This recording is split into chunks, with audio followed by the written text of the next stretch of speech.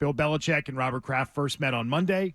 They have met multiple times since the end of this season. And if you're asking me why it took till Thursday, is because they were negotiating and haggling over the details and really the money, making sure that Bill got all of his money to negotiate this thing and get everything that Robert wants, which is what is happening today. Ownership is getting their elegant solution, as Bert Breer has called it so many times over the last several months. If you see some of the coverage this morning of this, the tweets, the stories, how it's being portrayed, you read from Schefter and Mike Reese at ESPN. Belichick and Patriots owner Robert Kraft spent a good part of the week periodically meeting and discussing how each side wanted to proceed.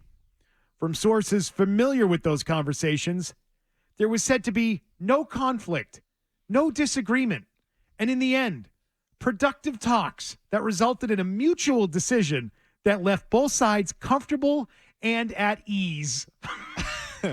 I'm sure. At ease. I wouldn't frame it and I wouldn't term it as ease, and it's good to be back, and this is the place you want to be to talk about this. As Beatles said, we carry the press conference live with both Robert Kraft and Bill Belichick. You're not at ease when you lose the greatest coach in NFL history, and he was your coach for 24 years. You're not at ease knowing how the next guy, regardless of who it is, and we're going to talk about the names and the potential hirings, is going to handle things when things hit the fan. You're not at ease when you're a 70-some greatest coach to ever do it and had to split ways with the team you've loved, you've always been with, and if you still want to coach, you got to go elsewhere. Yep. And you got to uproot your family. And you got to uproot your kids' families. I assume the kids go with it. More from that story. Both Belichick and Kraft, as one outside party noted, quote, took the high road, which was fitting for an owner-coach tandem that will go down as one of the greatest and most decorated in NFL history. Now, that's just one story. There are others in the form of tweets. Diana Rossini describing it as the conversations between Robert Kraft and Bill Belichick were all kept very professional and also very quiet after 24 years together. They decided it was best to go in different directions. Chad Graff of The Athletic, Robert Kraft and Bill Belichick met multiple times, and it was all very cordial and professional. I mean, this is what they want. This was the most gentle, missionary boning there ever would be to get fired. Are you kidding me with this? He got fired. The owner fired the coach, but that's all there was to talk about. Well, are you paying me all my money? Yeah. Am I getting all my money? Missionaries on your back, right? It's the same as Seattle. All right, Robert, let me go to Atlanta, and we're good. But you're paying me. Right. Otherwise, what is there to talk about? What are we talking about? We don't know if we want to fire you. You don't know if you want to be head coach. That wasn't what was going on. I mean, it's like Seattle saying, like, Pete Carroll's going to have a consultant role there. Come on. I wouldn't be surprised if Pete Carroll's coaching another team in 3 weeks. Yeah, it's and look, like these guys, the owners want the owner in Seattle, the owner here. They want this because they understand the standing and the rightful standing that these guys have in those cities, right? Yes. Obviously, Belichick more here than Carroll in Seattle, but Carroll's a revered figure in Seattle, right? And so you don't want to be the person who fired the coach. And I think that was the whole question this week was, will these guys play ball with each other? I thought that was the entire thing. Yeah. Like, that's why it took 3 days. Will these guys play ball with each other? And I think probably to some degree both sides had to give a little. So, Bill had to wait a few days. And Robert had to walk away from the potential for having compensation. Now, we can talk about the compensation part of it because that's way more complicated than people think it is. Because of the Rooney Rule and because of some new rules that went in this year, it would have been really hard to pull that off. But, I think that was really the question the whole week was, are these guys going to play ball with each other? And in the end, they wound up playing ball with each other. Robert gets his elegant press conference with Bill there, and Bill gets to go wherever he wants to go. Do you think there will be questions asked? At the press conference? Yeah. Do you think it's just going to be two statements that are going to be read by both, and that's going to be it? And walk off? They'll answer questions, I think. I mean, you don't think so? I don't know, because one question can make the other guy sit next to the other guy uncomfortable. Yeah, say you get into the quarterback question. That would be weird. I don't know if I've ever gone to a press conference where they just get up there and talk and then get up. And then I've seen those before. Yeah, I've seen those before. Well, then why wouldn't you just make a video? Then you just make a video and you Then it's post too it on the produced. website. At least you get the human element. They're going to take questions. They'll look ridiculous if they don't. Yeah. They It would look obscene if they don't. Yeah. Like then just put out a video. You know what I mean? Like Yeah. Like I thought like what the Titans did the other day, it was totally gutless. You guys see that? No.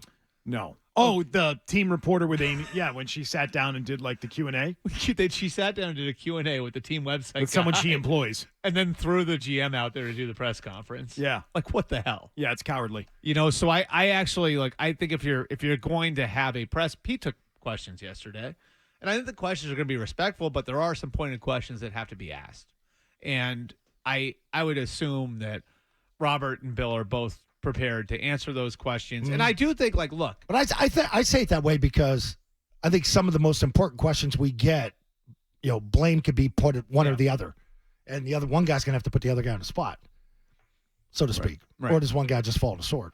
yeah. Like the Mac Jones question: who really picked him? Did you guys really do this as an organization? I did some or digging on that this week. I mean, that's a really fascinating one. But I don't think that there was like this massive owner interference. So what did they spend the week doing? What did these two parties spend the week doing when talking to each other? Here it is. Monday, you come in, you have your exit interviews with players, right? Like that takes up a lot of the day. The personnel people, the coaches, they're meeting with the players as they're getting ready to leave. In a lot of cases, like you fire the coach, right, before you do that. Like in Atlanta, they fire Arthur Smith at midnight on Sunday. Well, Arthur's still going to go through exit interviews out of courtesy for the players. He's going to still do that for the players. In a case like this, you don't do that before. Like there are special cases where you're not going to do that before. So you let him go through like the normal postseason process, which is exit interviews with players on Monday. Tuesday, you have a few meetings with coaches. You break them for the next couple of weeks, which is what Bill did. Yeah, he signed a couple players back, practice squad guys. Yeah, Bill sent them home. Bill said the coaches have they're off until the 22nd, right? And on Tuesday or Wednesday morning, like some of the front office guys and the scouts went to the Hula Bowl. And so like all of this normal after the season stuff is happening, and Bill's conducting that. And my understanding is he had, I think, a brief meeting with Robert on Monday. But like I think the longer one was yesterday. And then I wouldn't be surprised if they could have done this last night and Bill knew the Saban thing was coming and maybe didn't want to upstage his buddy, right? Like that would make some sense, wouldn't it? Maybe. Yeah. Like I think that's like I think it certainly like stands to reason that maybe they came to an agreement yesterday afternoon and Bill was just like, hey, look, like I something's coming, right? And I just want to give my buddy his day, and I don't want to upstage anything that's happening down there. So let's do it tomorrow morning. Well, Robert gets exactly what he wanted. Yeah. He wanted the nice goodbye, the elegant solution, trademark Bert Breer. And I hate that word elegant. He got it. He got it. Evening dress. He got what he wanted. But I took that. That's a word that Robert has used over and over again, which is why I used it. I actually borrowed it from him, so that's where I got it from. Yeah, but he didn't refer to Bill Belichick. He referred to Tom Brady's contract, right? That's the phrase he would use when he said we need to reach the elegant solution, which was code for we need to pay Tom Brady less. Yeah, because we want to pay him less than what he's probably worth. Yeah. So, what did they talk about? You're going to pay me, right? Yeah, we'll pay you, but you got to do the press conference. Okay. That's it. That's all they had to do. Dress it up. They had PR. They had to convince him to do the PR part of it. That's what the week was spent doing. The more I've dug into this week too, this was done in January or in Germany. Yes. This was done in Germany. Yes. And there was every warning shot in the world, the way that Robert talked to people over there. I personally know how he privately expressed to people how important this game was to him. He addressed the team in the walkthrough and repeated that to him. And, I was talking to somebody earlier today that said, like, that should show Robert how hard it is to motivate a football team. And, like, the challenge there is in the NFL now, that the owner can come and say something in that sort of setting, and you're still getting that kind of performance. It's hard to win in the league. It's hard to motivate guys in the league, especially when you're in a season that's circling the drain the way that this one was. And I think because they couldn't get the team going for that game in Germany, right? And where they were at that point and what they'd already been through, the decision was made then.